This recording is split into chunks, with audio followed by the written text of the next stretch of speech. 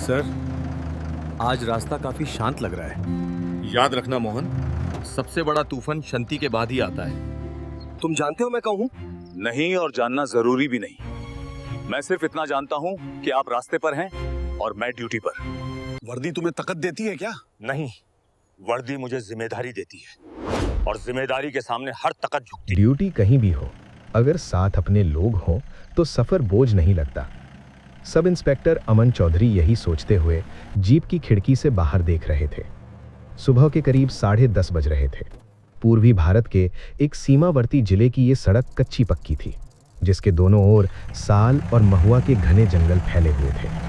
हवा में मिट्टी की सौंधी खुशबू थी और धूप हल्की सी तीखी होने लगी थी। ये इलाका नक्सल प्रभावित माना जाता था, इसीलिए सीआरपीएफ की एक छोटी टुकड़ी रूटीन पेट्रोलिंग पर थी।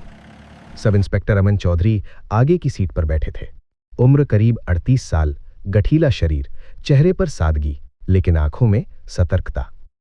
ड्राइविंग सीट पर कांस्टेबल मोहन था, नया नया भर्ती हुआ लेकिन ईमानदार और तेज। पीछे 4 जवान इंसैस राइफल के साथ बैठे थे। मोहन बोला, सर, आज रास्ता काफी शांत लग रहा है। याद रखना मोहन, सबसे बड़ा तूफान शंति के बाद ही आता है।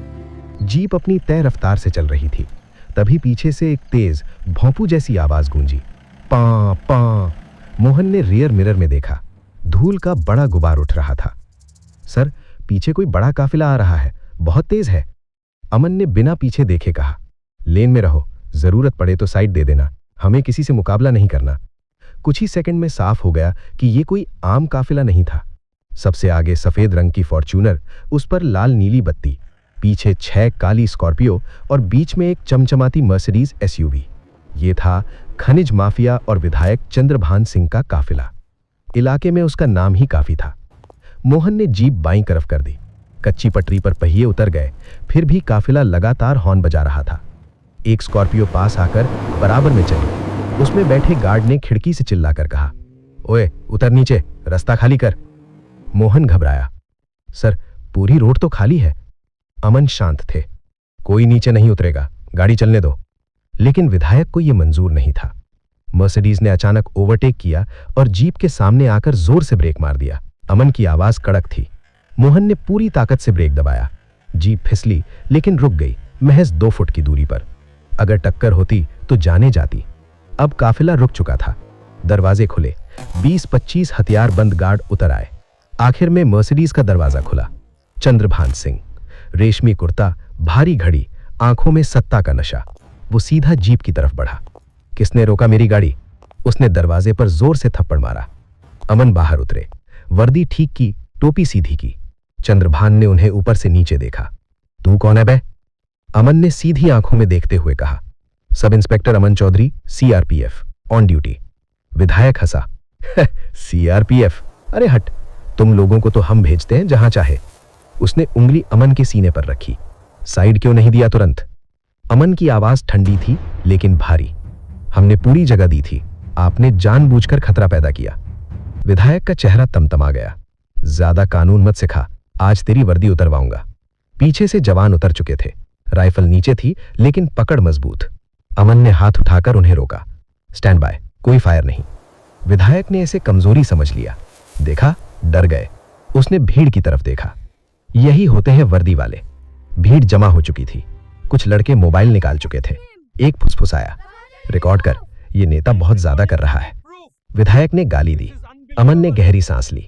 आप एक जनप्रतिनिधि हैं, ये भाषा आपको शोभा नहीं देती। विधायक झुका और कान के पास बोला, तू नहीं जानता मैं कौन हूं। अमन ने शांत जवाब दिया, और आप ये भूल गए कि आप किससे बात कर रहे हैं। तभी एक जवान फुसफुसाया, सर वीडियो लाइव जा रहा है। कुछ ही मिनटों में सोशल मीडिया पर आग लग चुकी थी। विधायक ने सीआरपीएफ अफसर को धमकाया। वर्दी का अपमान। फोन विधायक की जेब में बजा। उसने उठाया। हाँ सर। फोन के उस पार गुस्से से भरी आवाज थी, तुम पागल हो गए हो, पूरा देश देख रहा है तुम्हें। विधायक के चेहरे से रंग उड़ गया। डीजीपी और गृह मंत्रालय एक्टिव हो चुके हैं। अगर अभी माफी नहीं मांगी तो सीधा अरेस्ट। फोन कट गया। कुछ देर बाद दूर से पुलिस और प्रशासन की गाड़ियां आईं। एसपी और डीएम ने आते ही अमन को सल्यूट किया। Sorry for the inconvenience officer. विधायक हक्का बक्का रह गया। एसपी ने कहा, चंद्रभान सिंह, आपको सरकारी काम में बाधा और वर्दी के अपमान में हिरासत में लिया जाता है। हथकड़ी कसी गई। वो चिल्लाया, मैं विधायक हूं। अमन ने बस इतना कहा और मैं ड्यूटी पर था। जीप फिर चल पड़ी। मोहन ने धीरे से पूछा, सर थक गए होंगे? अमन ने बाहर जंगल की तरफ देखते हुए कहा, नहीं मोहन, जब वर्दी सही काम करती है तो थकान महसूस नहीं होती।